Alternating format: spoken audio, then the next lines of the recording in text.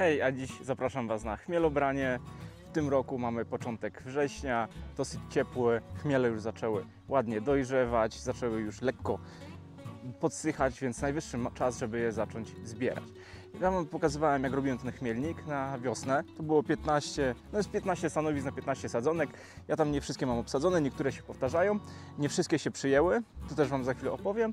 Też Wam opowiem, jakie mam problemy z tym chmielnikiem oraz co wypaliło, a co bym jeszcze zmienił. Trzeba mi sobie przygotować sekator i nożyczki.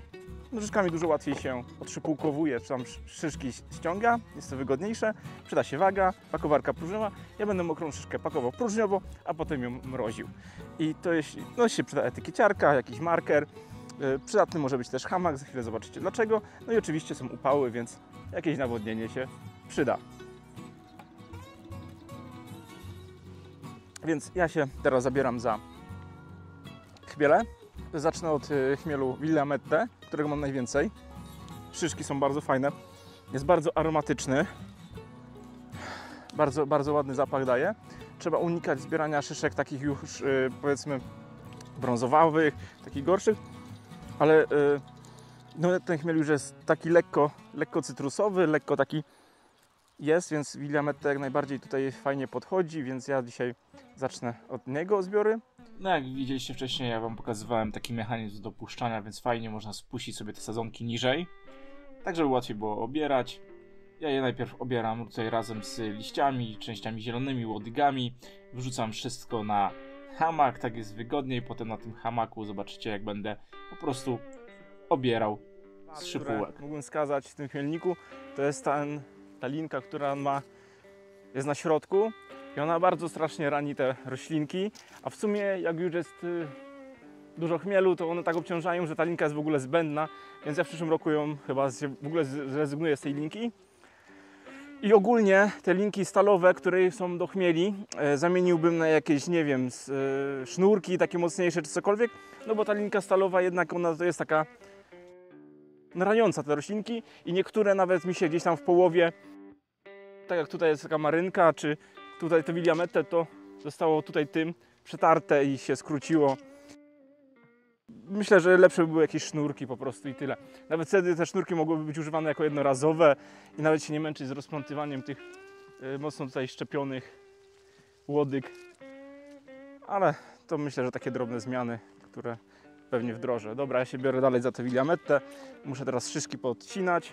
Ja mówiłem, że lepiej się te szyszki odcina nożyczkami.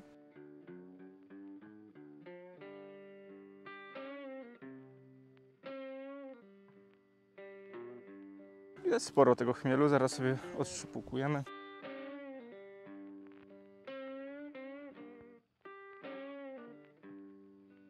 Na te 13 sadzonek, które sadziłem na tą wiosnę, nie przyjęły się właściwie tylko dwie.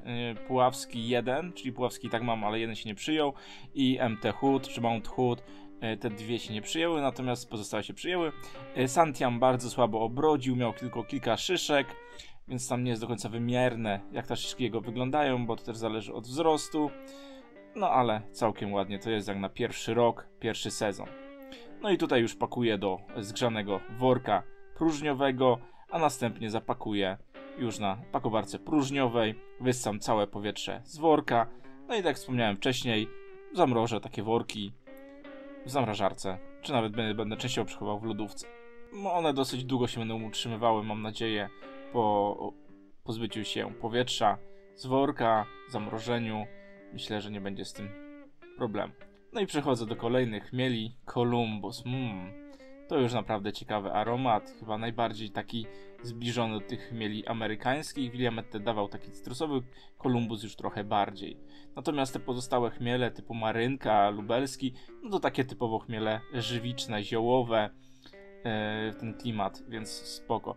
No ja tutaj już po kilku dniach musiałem wrócić, bo w niedzielę, w upalną niedzielę, w poniedziałek miałem dokończyć i w sumie cały tydzień lało. Nie wiem jak tam u was było, ale no pogoda była średnia. Tutaj też taka uwaga, jak widzicie ja już zacząłem w rękawiczkach. Po pierwszym dniu chmielobrania miałem całe ręce w żywicy, więc lepiej to robić w rękawiczkach. No i tutaj przeszedłem do ważenia, popakowałem po takie paczki losowo, od 100 do 500 gramów, kilkanaście tych paczek tak naprawdę było, w zależności od chmielu. Wyszło tego łącznie prawie 5 kg mokrej szyszki. Jak na pierwszy rok, pierwszy sezon, myślę, że całkiem udanie. Tu wam taką przygotowałem planszę z porównaniem szyszek z różnych odmian. Jak widzicie, jest Willamette, Marynka, Lubelski, Junga, Columbus. Puławski się wyróżnia, jest największa szyszka. Teamaker. Na działce też mam dziki chmiel. Mam też, tak jak wspomniałem, Santiam, ale tam było tylko kilka szyszek. Generalnie powiem tak, no szyszki mają różne. Można by było naprawdę się pomylić. Takim ciekawym dosyć był obiektem Puławski, gdzie ta szyszka naprawdę się wyróżnia, jest naprawdę duża. 6 cm, jak tutaj widzicie. Tutaj te linie są co 2 cm, więc rozmiary są naprawdę różne. Wyglądem też różnie. Jak wspomniałem wcześniej, w materiale uzbierało się tego blisko 5 kg. Myślę, że z tym, co mam koło domu, to co się rozsypało, to co, no nie wiem, coś tam odrzuciłem, no to spokojnie ponad 5 kg chmielu mam własnego. Myślę, że nawet w tym domu będzie więcej, no bo tam już są sadzonki, nie wiem, 3-4-letnie, jakoś tak, 3-letnie chyba. No a tutaj większość była jednorocznych, te moje, które już tam były 2-letnie, no to było trochę tego Willamette na przykład dużo więcej. Ja te chmiele mam popakowane i teraz będę, no ja je przechowuję po prostu w lodówce, jak wspomniałem wcześniej, ale no z uwagi tego, że jest naprawdę dużo, jeżeli ktoś by był zainteresowany z subskrybentów i chciałby otrzymać taką pakę chmielu, jakąś tam losową, no to dajcie znać na priv, kwestia pokrycia kosztów wysyłki i mogę wam wysłać trochę chmielu. Myślę, że to całkiem fajne doznanie sensoryczne. Ten chmiel, no wiadomo, jak się waży piwo, to się wącha ten granulat, ale no warto też samemu gdzieś tam powąchać, jak pachnie taka mokra szyszka. Ja tu gdzieś sobie może któregoś spróbuję. To on od tygodnia był w lodówce, zapakowany próżniowo. Zobaczmy, jak po rozpakowaniu pachnie, jaki ma aromat.